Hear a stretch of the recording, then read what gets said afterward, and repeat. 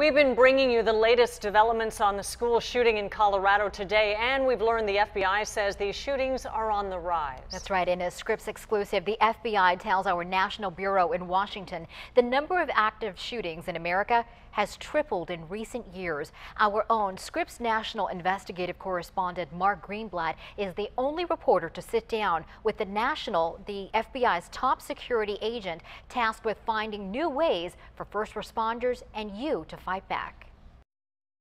They are the innocent faces that still haunt us. 20 elementary school children and 6 teachers who lost their lives in a massacre at Sandy Hook Elementary. It's just so sad how quickly all of that can be taken away from you. That on the heels of other high-profile shootings like in an Aurora, Colorado movie theater. I don't know why I'm alive. But after Newtown, the FBI began studying events like these in new ways and shared with Scripps the most detailed picture of them the FBI has ever talked about publicly. To the FBI, an active shooter event is like what happened here at Washington's Navy Yard, where a gunman arrived on scene intending to commit mass murder instead of something like a bank robbery or drug deal gone bad.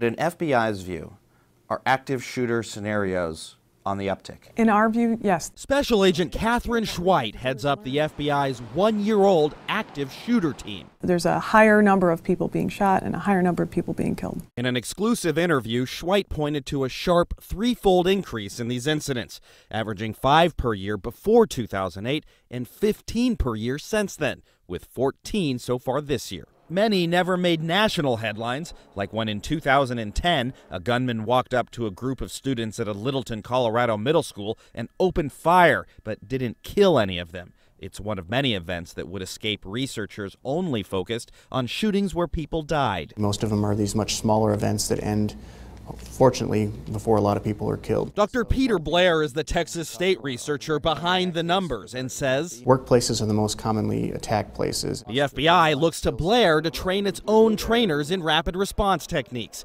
that teach officers who arrive on the scene first to go in even without backup, knowing seconds can save lives. That sounds dangerous. I would call it the most dangerous call in law enforcement. The FBI has taken the lessons from here and spread the word this year, providing free training to more than 500 police departments. Next year, the agency plans to expand training to include bringing paramedics into hot zones right next to the cops to help the injured faster. And for when it's just too dangerous, the FBI wants officers to begin using something soldiers do in combat. And we're providing free training to them on how to apply tourniquets, something that in previous years, medical profession was hesitant for us to do. That's new. That's new because we know it saves lives. So what to do if you hear gunshots where you are? The FBI says run without hesitating if you can, and if not, hide in a secure place. Experts at Texas State say no active shooter has ever breached an interior locked door. Mark Greenblatt for the Scripps National Bureau in Washington.